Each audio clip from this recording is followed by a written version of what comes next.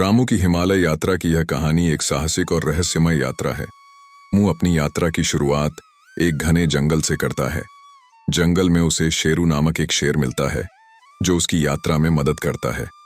शेरू उसकी सुरक्षा करता है और रास्ते के खतरों से उसे बचाता है। शेरू की मदद से रामू ने जंगल को पार किया और आगे बढ़े। रामू और शेरू जब पहाड़ी की चोटी पर चढ़ रहे होते हैं तो डाकू उनके रास्ते में आ जाते हैं।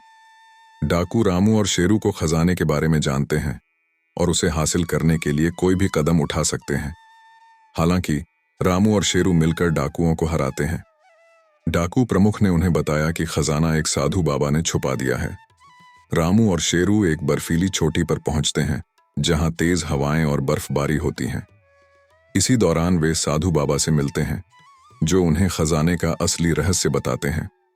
बाबा ने रामू को एक रहस्यमय किताब दी जिसमें खजाने का रहस्य छुपा था। नदी पार करते समय रामू और शेरू को एक विशाल मगरमच्छ का सामना करना पड़ता है। मगरमच्छ पानी में डूबकर किसी को भी अपनी चपेट में ले सकता था, लेकिन रामू ने बाबा की दी हुई किताब का मंत्र पढ़ा और नदी को पार किया। रामू और शेरू एक गुफा में पहुंचते हैं जहां खजाने के पास मकड़ी के विशाल जाले होते हैं।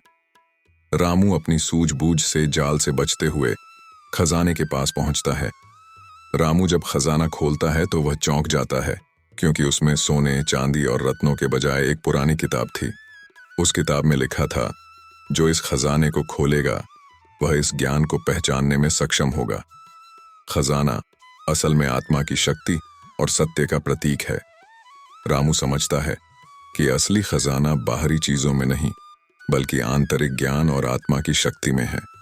रामू की यात्रा ने उसे यह सिखाया कि असली खजाना बाहरी धन में नहीं बल्कि आत्मज्ञान में होता है।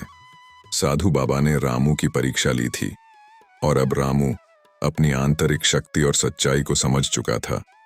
जब वह अपने गांव लौटता है तो वह जानता है कि उसकी यात्रा ने उसे जीवन की सच्चाई का एहसास कराया है।